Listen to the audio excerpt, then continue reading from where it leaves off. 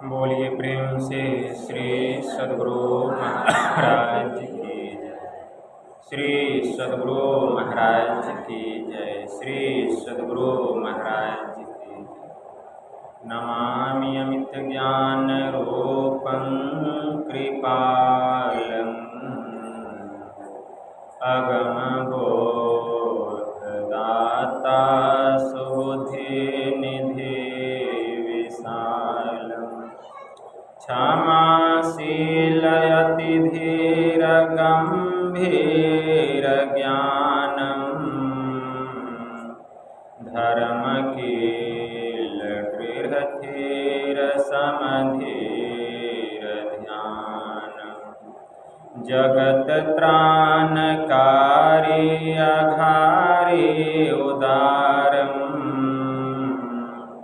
भगत प्राण रूपं दयागुणपारम् नमो सतगुरुं ज्ञानदाता सुस्वामी नमामि नमामि नमामि नमामि नमामि नमामि नमामि नमामि।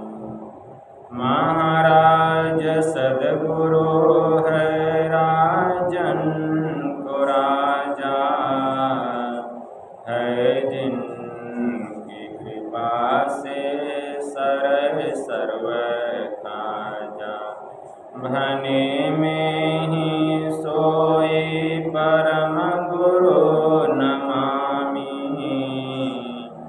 नमामि नमामि नमामि नमामि नमामि नमामि नमामि नमामि।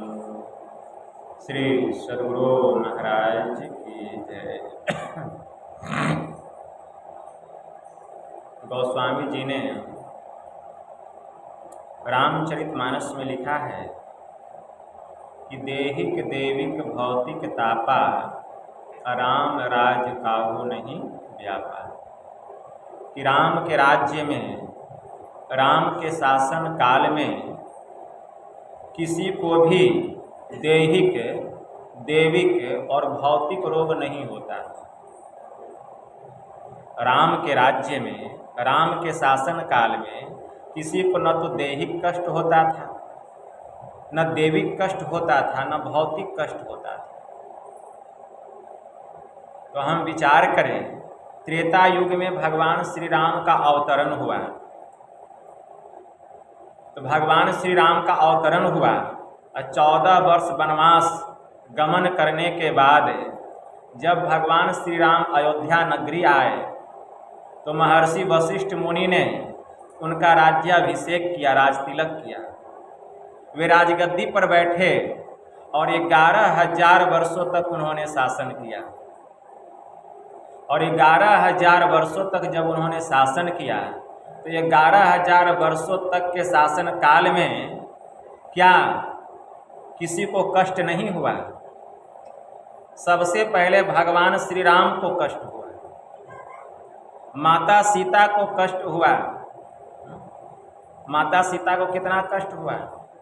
जब भगवान श्री राम गद्दी पर बैठ गए तो संजोग की बात है कि एक धोबी की स्त्री थी और वह एक रात कहीं गुजार करके आ गई। तो वह धोबी क्या कहने लगा? मैं राम नहीं हूँ जो कि सीता जी 6 महीने तक रावण उसको लंका में रखा और भगवान श्री राम उसको स्वीकार कर लिए। तो एक रात दूसरे जगह बिता करके आई है, मैं राम नहीं, तुरंत घर से निकल जाओ, मैं रखने वाला तुमको नहीं। सोचिए सीता के चरित्र पर कितना दोष लग गया। जबकि सीता अग्नि परीक्षा तक दी फिर भी उसके चरित्र पर दोष लगा।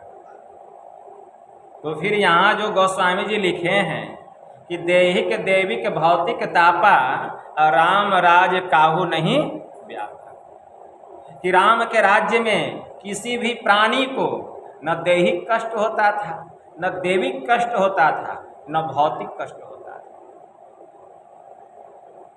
ऐसा क्यों लिखा? वह कौन सा राम का राज्य है? वास्तव में वह बाहर का राम राज्य नहीं है, वह बाहर का राम राज्य नहीं है, वह हमारे भीतर का राम राज्य है। बाहर का राम का राज्य तो प्रतीकात्मक है,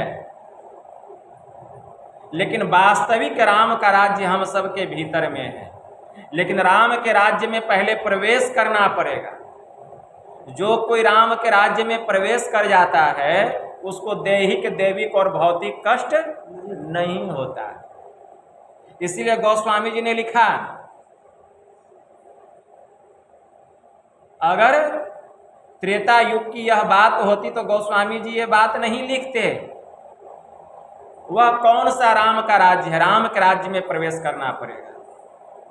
बाबा कबीर ने बड़ा अच्छा कहा, कहता हूं उस देश की बतिया जहां न होते दिन रतिया, रवि चंद्र नहीं और तारा, नहीं उजियार अंधियारा, नहीं तह पवन और पानी, गए वो देश जिन जानी, नहीं तहाँ धरनी आकाशा, करे कोई संत तहाँ बासा, उहुआ गम काल को नाही, तहमा नहीं धूप और छाही, सो हंगम नाद उहुआ नहीं भाई, न बाजे शंख सहनाई, निह अक्षर जाप तह जापे, उठत धुन सुन से आपे, मंदिर में दीप बहुबारी, नयन बिनु भई अंधियारी, कबीरा देश है न्यारा, लखे कोई राम का प्यारा। वह राम का राज्य, जो कोई उस राम के राज्य में चला जाता है उसको दैहिक देविक और भौतिक ये त्रय ताप नहीं सताते।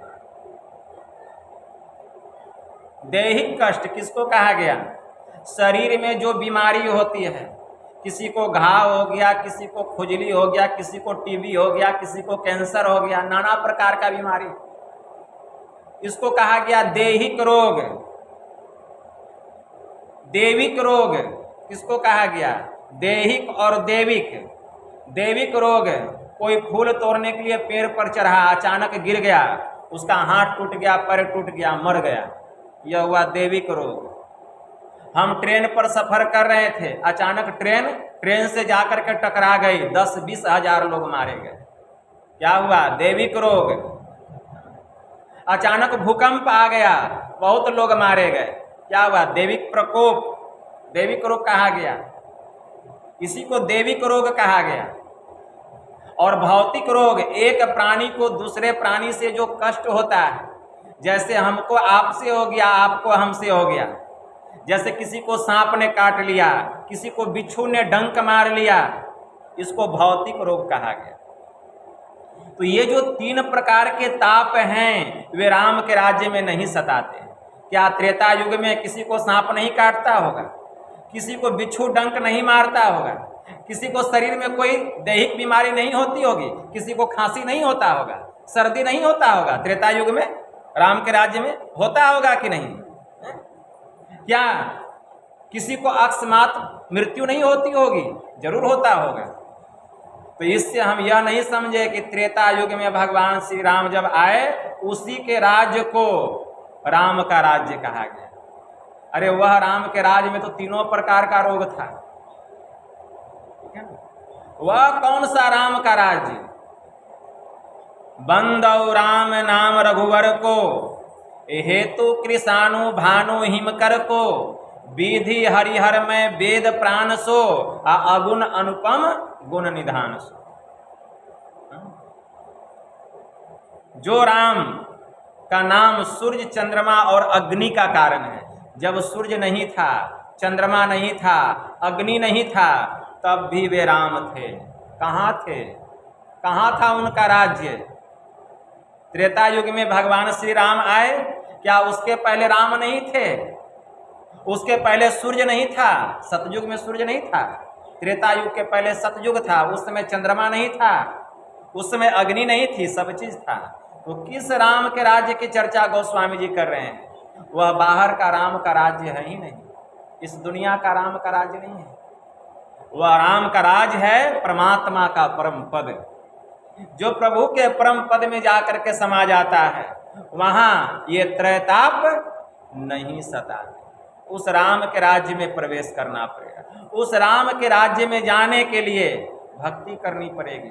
उसी राज्य के संबंध में भगवान कृष्ण ने गीता में कहा अर्जुन से कि हे अर्जुन, न तद्य भास्यतो सूर्यो न शशांको न पावक यद गत्वा न निवर्तन्ते तद्धाम परमम्, कि जहाँ सूर्य प्रकाशित नहीं होता है, जहाँ चांद की भी चांदनी नहीं होती है, न तो वहाँ किसी प्रकार की अग्नि का ताप है, फिर भी वह स्थान रोशन हो रहा है। यद गत्वा न निवर्तन्ते, जो वहाँ एक बार चला जाता है फिर वहाँ से वापस आना नहीं होता, वही मेरा राज्य है, वही मेरा परम पद। भगवान ने कहा उस राज्य में जाना पड़ेगा। कैसे जाएंगे? घर बैठे बैठे नहीं जाएंगे, इसके लिए ध्यान करना पड़ेगा। गुरु से जुक्ति जान करके भक्ति करनी पड़ेगी। कोई भी ईश्वर की भक्ति कर सकता है, कोई भी गुरु से ज्ञान ले सकता है, बस केवल मांस मछली आप छोड़ दीजिए। घास गढ़ने वाला, खुरपी चलाने वाला, कछिया चलाने वाला, अनपढ़ हो, लूल्हा हो, लंगड़ा हो, बहरा हो, अंधा हो, हर कोई गुरु से भजन भेद लेकर के वह ईश्वर की भक्ति करके अर्थात अंतः साधना करके योगिक क्रिया के द्वारा, ध्यान साधना के द्वारा उस राम के राज्य में प्रवेश कर सकता है। और मनुष्य ही करेगा, और किसी में शक्ति नहीं है। मनुष्य जोनि के द्वारा ही यह काम होगा, और किसी शरीर से यह काम नहीं होगा। तो जिस उत्तम काम को करने के लिए यह शरीर मिला है, वही काम हम नहीं करते हैं, बाकी सब काम करते हैं। अरे खाना बनाना, खाना, सोना, डरना, बच्चे का पोषण करना, यह तो जानवर भी कर लेता है। जो कुतिया बच्चे को जन्म देती है वह भी बच्चे का पोषण करती है, वह भी बच्चे के लिए घर बनाती है, वहाँ उसको रखती है, उसके लिए भोजन का व्यवस्था करके लाती है, उसको खिलाती है, उसको सिखलाती है कि कैसे शिकार करना है, कैसे शिकार पर झपट्टा मारना है, कैसे सब चीज़ सिखाती है। अब वही काम अगर हम भी कर रहे हैं तो हम में और उस कुत्ते में अंतर क्या है? लेकिन वह ईश्वर की भक्ति नहीं कर सकती है। पशु पक्षी ईश्वर का भक्ति नहीं कर सकता है, लेकिन आपके द्वारा ईश्वर की भक्ति हो सकती है। यही मुख्य काम है। तो जो काम करना है वह काम हम नहीं करते। इसीलिए भगवान कृष्ण ने कहा आहार निद्रा भय मैथुनश्च सामान्य में तत् पशु भृंद्रानाम ज्ञानम नरानाम अधिकम विशेषो अज्ञाने नहीं न पशु भी समान। मतलब खाना, सोना, डरना, संतान को पैदा करना, ये चार काम पशु भी करता है। और अगर हम भी यही चार काम में लगे हुए हैं तो क्या हम पशु से कम हैं? सूत्राम स्पष्ट प्रतीत होता है कि ज्ञान से जो हीन मानव है वह पशु के समान। कौन सा ज्ञान? जो कि ईश्वर की भक्ति करने का ज्ञान नहीं जानता है, जो गुरुमुख नहीं है। और नहीं तो ज्ञानम नरा नाम अधिकम विशेषो, अगर मनुष्य को यह ज्ञान हो जाए तब मनुष्य पशु से श्रेष्ठ है। और अगर मनुष्य को यह ज्ञान नहीं हुआ, कौन सा ज्ञान? ईश्वर की भक्ति करने का ज्ञान, यह ज्ञान नहीं हुआ तो वह पशु के समान। और अगर ईश्वर की भक्ति करने का ज्ञान हो गया तब तो वह पशु से श्रेष्ठ है। यह ज्ञान सत्संग में पहले सुन करके होगा। इसीलिए परम पूज्य साहिब स्वामी जी महाराज की वाणी में आया कि सत्संग बिना सोचो मानव जग में वह ज्ञान कहाँ होगा। जिस ज्ञान की छाया में जाकर अपना कल्याण महा होगा। सत्संग में संत वचन रूपी ज्ञान की गंगा बहती है, उसमें अवगाहन यदि न किया तो सतपथ का ज्ञान कहाँ होगा। मुक्ति का मार्ग भक्ति है जो जुक्ति बिना नहीं होती, और जुक्ति से यदि भक्ति न किया तो भव से त्राण कहाँ होगा। तो जुक्ति जान करके भक्ति करनी पड़ेगी। जब तक जुक्ति जान करके भक्ति नहीं करेंगे, इस संसार सागर से, इस संसार के दुखों से त्राण मिलने वाला, छुटकारा मिलने वाला नहीं है।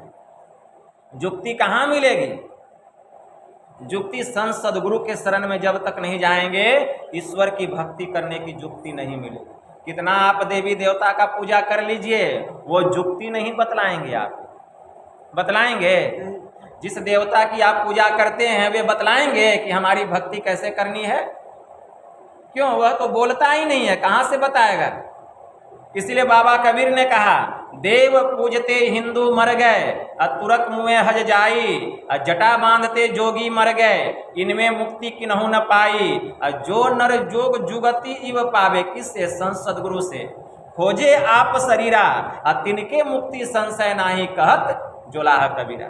उसकी मुक्ति में संशय नहीं है, वही मुक्ति को प्राप्त कर सकता है भक्ति करके। तो जुक्ति चाहिए, जुक्ति संत सदगुरु से मिलेगा और किसी से नहीं मिलेगा। संसार में गुरु की कमी नहीं है, ठीक है ना? संसार में गुरु की कमी नहीं है। जो कोई आपको कोई विद्या सिखला दे तो उस विद्या का वह गुरु कहलाता है। आप सिलाई करना नहीं जानते हैं, चल जाइए, वह मशीन चलाना सिखा दिया तो उस विद्या का वह, उस हुनर का वह गुरु हो गया। आपको हारमोनियम बजाना नहीं आता है, चले जाइए, हारमोनियम बजाना सिखा दिया तो उस विद्या का वह गुरु हो गया। आपको मृदंग बजाना नहीं आता है, चले जाइए, जो जानता है वह आपको वह विद्या सिखा दिया, हुनर सिखा दिया, उसका गुरु हो गया। लेकिन इन सब गुरु से काम चलने वाला नहीं है। कौन गुरु चाहिए? सतगुरु चाहिए। बाबा कबीर ने कहा, प्रथम गुरु है माता पिता रज वीर्य के सोई दाता, दूसरा गुरु है मन की धाई गृहवास की बंद छुड़ाई, तीसरा गुरु जिन धरिया नामा ले ले नाम पुकारे गामा, चौथे गुरु जिन शिक्षा दिनहा जगत व्यवहार सवे तब चिन्हा, पंचम गुरु जिन वैष्णव किन्हा राम नाम का सुमिरन दिन्हा, छठे गुरु जिन भरमगढ़ तोरा द्विधा मेरी एक सौ जेवरा, सातम गुरु जिन सत शब्द लखाया जहाँ का तत्व तहाँ समाया, कबीरा सात गुरु संसार में सेवन सब संसार, सतगुरु सोई जानिए जो भवजल उतारे पार। जो संसार रूपी सागर से, संसार के दुखों से छुटकारा दिला दे वही संत सदगुरु कहलाते। इसीलिए सतगुरु के शरण में जाना पड़ेगा। हमारे परमाराध्य ने कहा कि जब तक सच्चे और पक्के संत सदगुरु नहीं मिल जाते, लाख सिर पटकते रह जाओगे। ईश्वर की भक्ति करने का अंतर का जो असली मार्ग है उसका पता चलने वाला, लगने वाला नहीं है। इसलिए संत सदगुरु के शरण में जाना पड़ेगा। बहुत सारे संतों में कोई एक सदगुरु होते हैं, संत सदगुरु के पास जाना पड़ेगा। कैसे? संत मिलन को जाइए, तजिए ममता अभिमान, ज्यों ज्यों पग आगे बढ़े कोटि न यज्ञ समान। मान अभिमान को लेकर नहीं जाना पड़ेगा, मान अभिमान को त्याग करके जाना पड़ेगा। ऐसे संतों के पास मुर्शिदे कामिल से मिल, संत तुलसी साहब की वाणी में आया, सिद्क और सबूरी से तकी, जो तुझे देगा फहम सहरब को पाने के लिए।